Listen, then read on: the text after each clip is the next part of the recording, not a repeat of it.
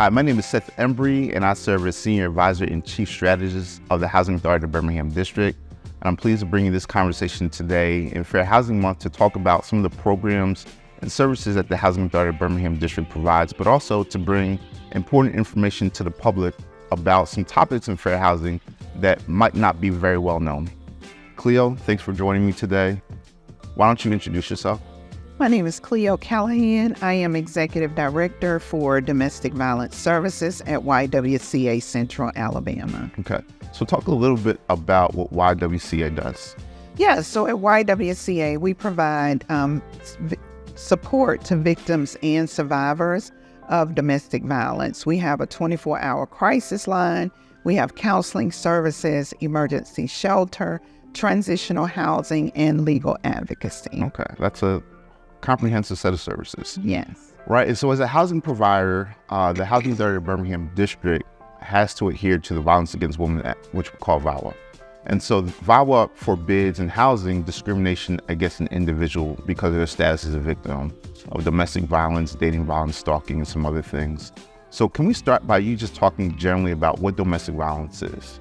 Yeah, so domestic violence is basically one person in a relationship need to gain power and control over another. And one other thing I'd like to add is it is the continuous behavior, a continuous pattern, which means usually it is duplicated over and over.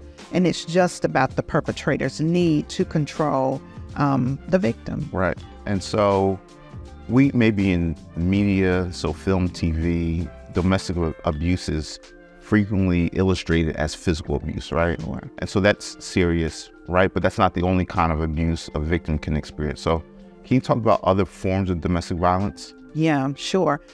Physical abuse, you're right, is what we see most common. But you also have emotional, psychological, sexual, and financial. Financial abuse is the one that usually cripples and handicap victims the most. Okay. So in terms of housing, I really want to focus about the impact of domestic violence on housing. And so talk us through when an individual is a victim of domestic violence, how that can lead to housing instability. Yeah, well, there is a direct intersectionality between domestic violence and homelessness, because really one of the main reasons that victims don't leave is the fear of being homeless, the fear of having their children to be homeless. And as we know, there are definitely barriers with housing insecurity, the lack of stability, because oftentimes the victim have not had access to money.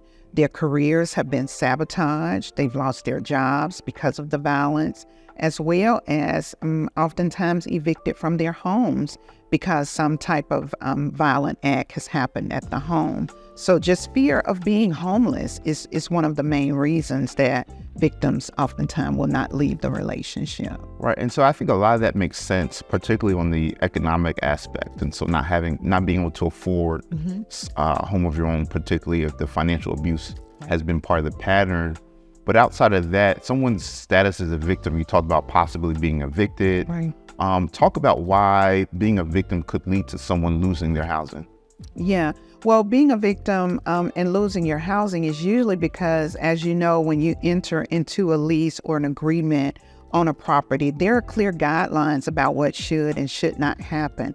And oftentimes the property owner or leasing agent will not take the time to figure out why the police have been called so many times, why there's always things happening at that place of residence, and it usually leads to the victim being evicted. And then once that eviction happens, it becomes a barrier to being rehoused for that victim. And so now how that is another barrier to add to the challenges in finding housing. Right. And so VAWA, what I mentioned before, it prevents the housing authority, all housing providers really, Right. if you're in compliance with the law, from Right. evicting someone just like you described.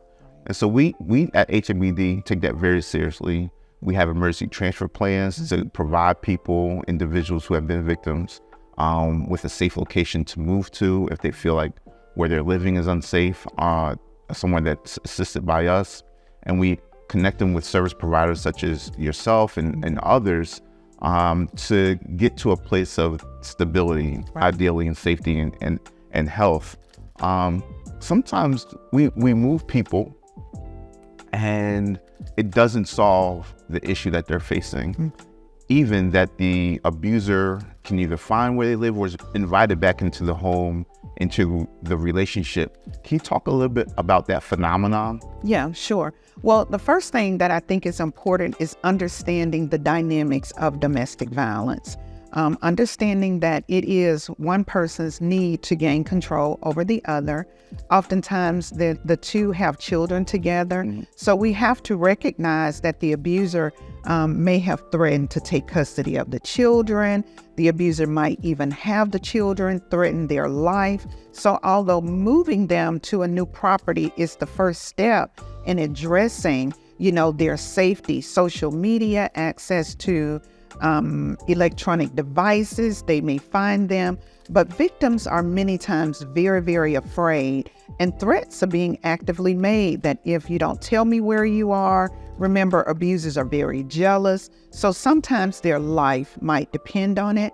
That is one thing, but also understanding that statistics show that it takes between 1 and 9 times before a victim will totally leave the relationship.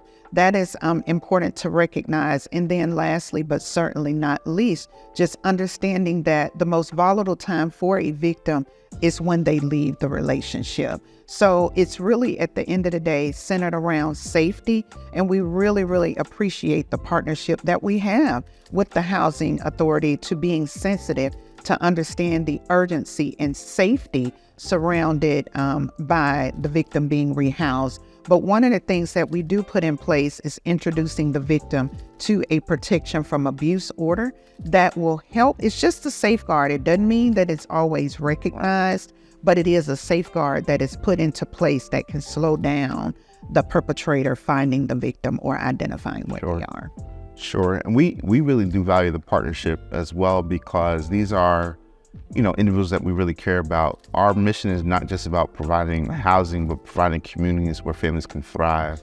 And sometimes that means moving you from one community to another one because we care about the whole family, not just about putting a roof over their head. So can you talk about how, just generally speaking, outside of the housing that we provide and services that we've discussed, how the needs generally of domestic violence victims are being met in the Birmingham area? Well, I just can't say enough. We rely so heavily on partnerships like the Housing Authority. We do have some leasing agents and private owners that we have built a partnership with because they understand the seriousness of domestic violence and housing insecurity, the barriers that victims face because being in the relationship, their credit scores have been harmed because they've had previous lease agreements or homes in their name. So we are asking partners that we have relationships with to just take another chance on the victims. We rely so heavily on that because although we provide emergency shelter, it's short term. And it's very easy on the crisis line to say we can help get you to a safe place. But we know that in 30, 60, 90 days, we are faced with very real challenges in connecting them with a housing partner. So housing insecurity and the barriers are very real, and we rely on private landlords, leasing agencies that really, really understand the need for safety and secure housing. Okay, so you talked about a host of services, which is great, that individuals can access in our area. But where are the gaps? Where are new partnerships needed? New partnerships are needed in transitional housing because here's what we see. We bring victims and survivors in to rescue in the emergency shelter. And then the ideal is to move them to stable, permanent housing. But oftentimes there are so many barriers, which leads to recidivism when we move them out too soon, too early. And they're still very, very volatile. And the abusers still have a lot of control over them. That's where we see the recidivism. And that's where we see the partner moving into the new apartment with them. So transitional housing, just having more short-term housing available to just help them through those very, very challenging times. That's definitely a certain scam. Okay. Now, if somebody wants to learn more about the services that you provide, support your work, what can they do to find out that information? So we have a 24-hour crisis line. They can always call our crisis line. That number is 205-322-4878. That's 322-4878 HURT. And any information that is needed about the program, how to be connected to the program, we offer financial assistance. They do not have to go into the emergency shelter to get that. The only criteria is to be a victim. You don't need a police report. You don't need a protection from abuse order. We believe them. Okay. Thank you very much for your time. This is really informational. You're welcome. Thank you so much for having me.